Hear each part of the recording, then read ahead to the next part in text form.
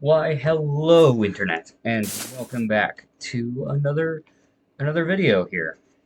Um, so this is directly preceding the last one, where I built Graveyard Shift at Fredbear's, and now we have the MCI location. You know, the one where the missing children died and where Charlotte died as well. So 1985 Freddy's, actually. That's what that would be called. I think I need to shift these signs a little bit. And don't mind the lag. As far as I'm aware, there's not much I can really do about that. Oh. Crap. So just... don't mind it then. Alright. Let's see, we need prizes. Oh, that is prizes. We need pizza. Nope, okay, not that. Pizza? Pizza? There we are. We need arcade. There we go. Arcade. Pizza. Yeah, okay. Let's do that. I guess this could also be adapted into another fan game. I mean, I totally didn't name the world FNAF BF, which stands for Broken Fear, because, you know, if I make a fan game, why not randomly name it after a FNAF World track? I like Broken Fear anyway, that's a good track. Anyway, let's go around the exterior here. So, got the little main entrance here. Here's the exit that we see in the FNAF 6 minigames where Charlotte gets murdered in front of. If we go around the side here, this is another sign, some more windows leading into Pirates Cove. We go around back here, you got the employee entrance. We go even further around back here, you got an actual loading bay. And the little trash area from FNAF 6 that I expanded upon. But let's go in the traditional way. Let's go in through the entrance. So you'll immediately be met by this lobby here. Chairs, a trash can. You know, it's a fucking lobby. I don't know what you want from me. The restrooms in here.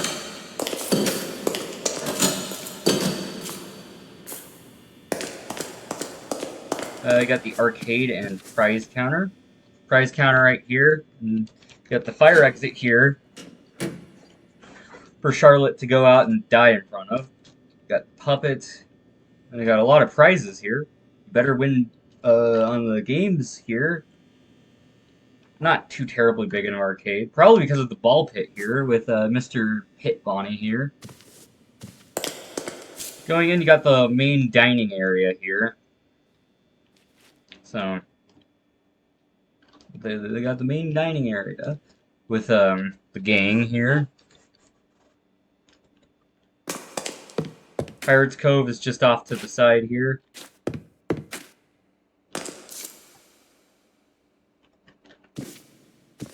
Now it really gets, it's not that big of a location, alright? Doesn't have to be. So you have this, hallway right here, right? Got some wires and there's a Fredbear cutout right there.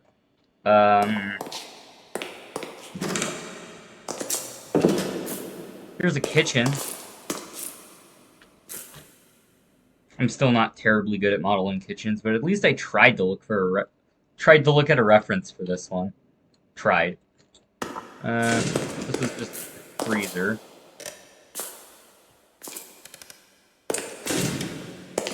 And obviously, got the little crash area back out here.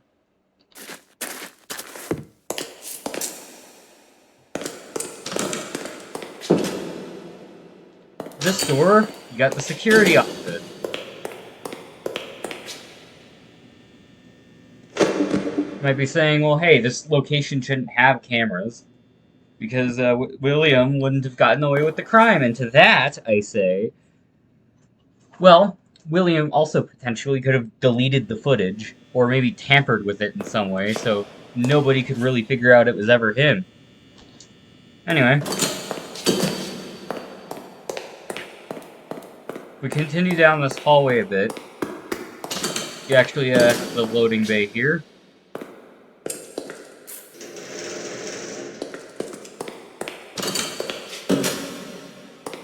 Here's the generator room.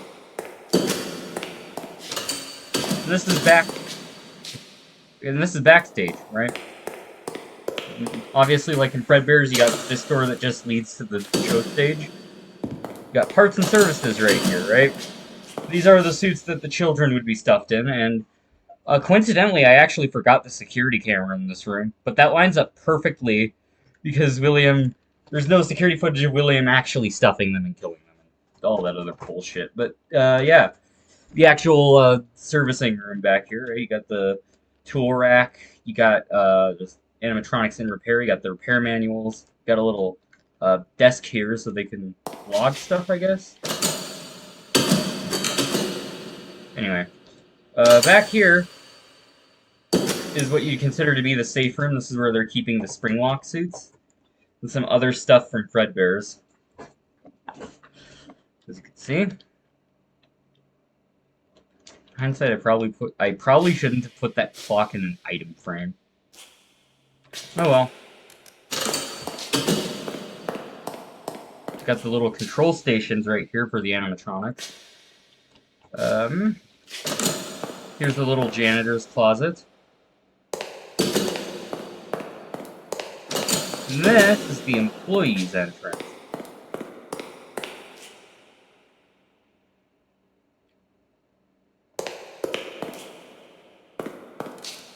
Switch the lights on and off. Obviously, this just leads out back to the area I showed earlier, but, you know, employee parking would be right here, but obviously I'm not good at building parking lots, so... One thing I am curious about, however, is whether or not certain animatronics activate at 12 AM or not.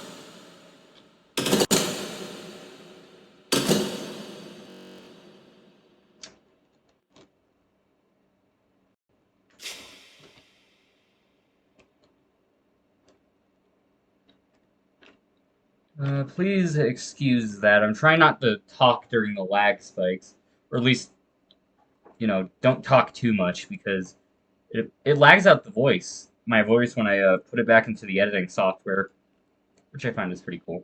Anyway, obviously the retro animatronics are going to start moving around at 12 AM. I know that. What I am curious about, though, are these fuckers. Are they going to move around at 12 AM? And I suppose, that said, there's only one way to find out.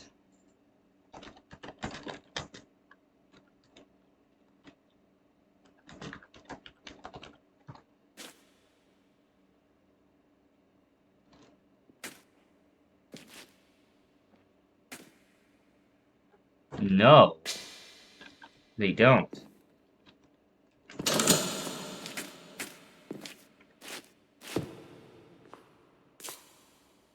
Hey, Freddy. Actually, let's go ahead and just start our night shift here. I don't really see why not. I don't see a reason not to.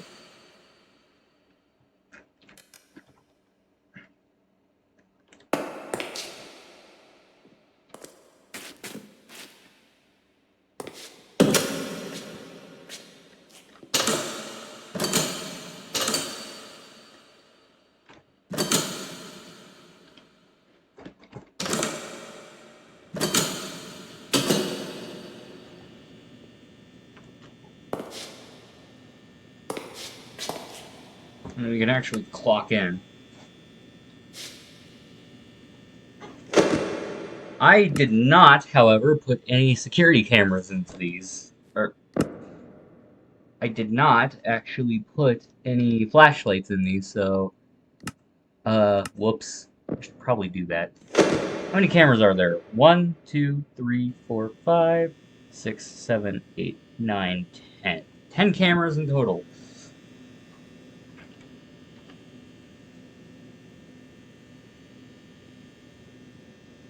So let's just go ahead and get our 10 flashlight modules.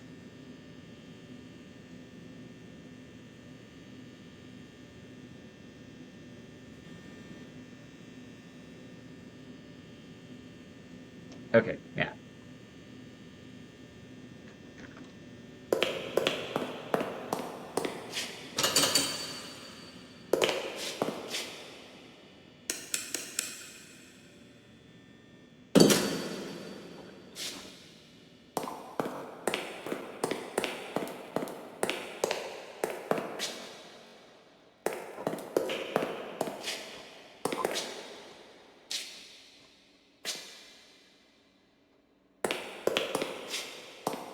This is actually kind of spooky. Trying to put the flashlight modules on the cameras while you would actively be trying to dodge the animatronics if you were in survival. Hello, Chica.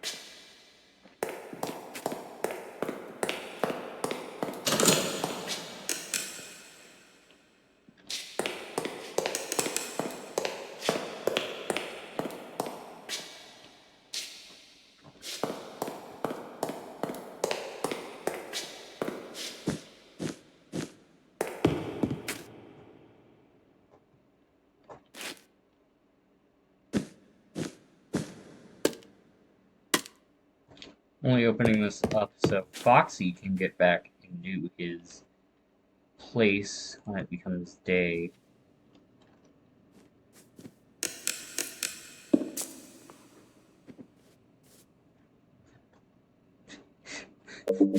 No main area camera. Okay, whatever. Fuck this. I'm sending you guys back to daytime.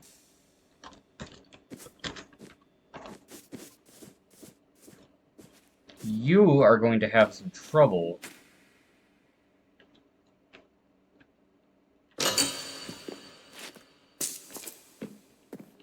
Oh, yeah, there you go. Should just be able to use this. Oh, come on! You're getting stuck on the trash can.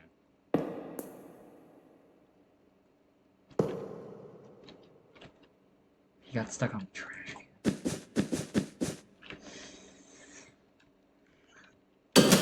But yeah, this has potential, I guess. It wasn't really much of a night shift. I just wanted to see how it looked at night.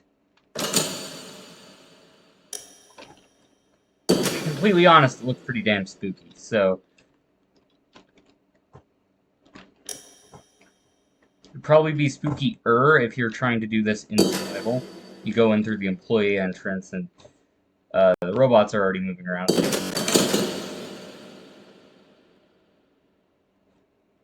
Can we not do the lag? The lag messes up the audio in the software. I don't want that to happen.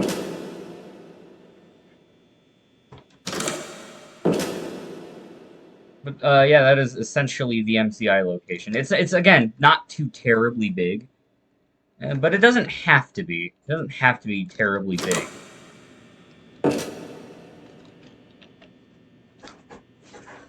I also absolutely love the way that this main area turned out. I am very proud of myself. I also love the way that the employees-only hallways and the security office turned out as well. I'm very proud of myself.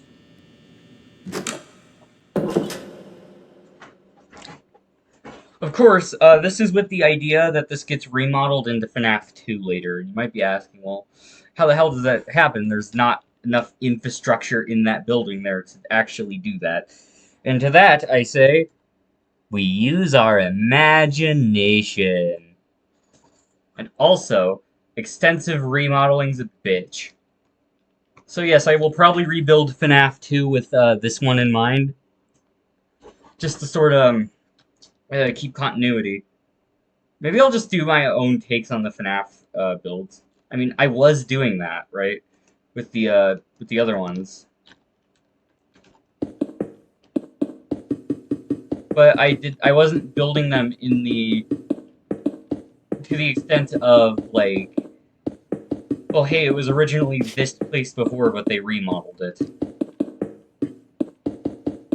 like Fredbear's and FNAF 1 from the previous episode. Those are the same place, so, you know.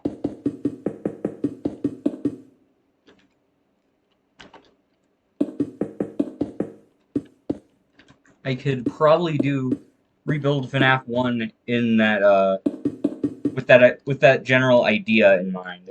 Hell, I'll probably do that at some point. Content. But yeah, no, this has been the Five Nights at Freddy's, what I'm calling Broken Fear map. I hope you have enjoyed it, because I absolutely enjoyed building this. This was really fun to do. So, and again, this remodels into FNAF 2 later. So, and yes, I am totally stealing that idea from Five Nights at Freddy's rewritten '87. Shut up. Anyway. Not too terribly long of a video this time. And, you know, I am repeating myself.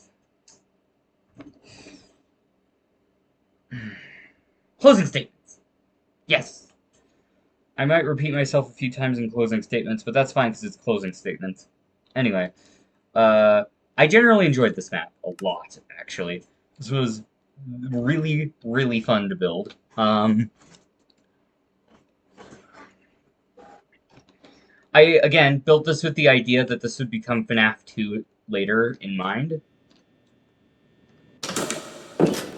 And, you know, right, so this little entranceway in the arcade, well, the arcade stays the same, but this entryway, for example, becomes Kids Cove later on. The Pirates Cove becomes the entrance later on. Obviously, this staff door is moved over here. They're just connect back to the pre-existing hallway here. So this becomes all, you know, not enough, right? Maybe I'll put a couple of, actually, that's not going to work. Maybe, Well, anyway, the security office stays the same with the exception of being slightly bigger. And some of these rooms might just become other stuff later on. I know for a fact that parts and services here gets extended into the safe room. But, yeah.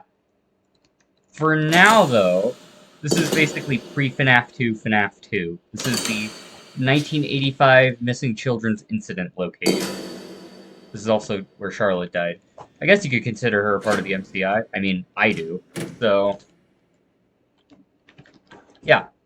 Hope you've enjoyed watching. I don't really have much left to say other than expect more content like this where I just sort of vomit my ideas out. And I don't try to do the FNAF 4 map again because fuck that, dude. Yeah, I might just... I'm probably going to discontinue that. To be honest with all of you. Yeah. Alright. Well, I will catch you all on the flip side. Goodbye.